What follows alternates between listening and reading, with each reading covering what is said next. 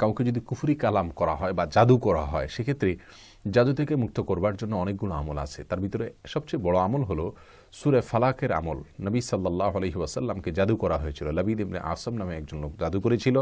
নবী সাল্লাল্লাহু আলাইহি ওয়াসাল্লাম সে জাদু থেকে মুক্ত হয়েছেন আলহামদুলিল্লাহ। তাকে একজন ফেরেশতা জাদু থেকে মুক্তির পদ্ধতি বাতলাবার জন্য এসেছেন। দুজন ফেরেশতা এসেছিলেন, একজন তার পায়ের কাছে, একজন তার মাথার কাছে দাঁড়িয়েছিলেন।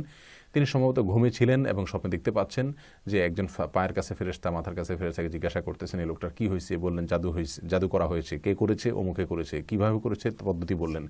তারা বললেন যে বাঁচার উপায় কি? তখন বললেন যে কুল আল্লাহু আহাদ, কুল আউযু বিরব্বিল ফালাক, কুল আউযু বিরাব্বিন নাস বা কুল আল্লাহু আহাদ। যাই হোক, এই তিন কুলের আমল সকাল সন্ধ্যা যদি পড়া হয় জাদু থেকে মুক্তি পাওয়া যায়।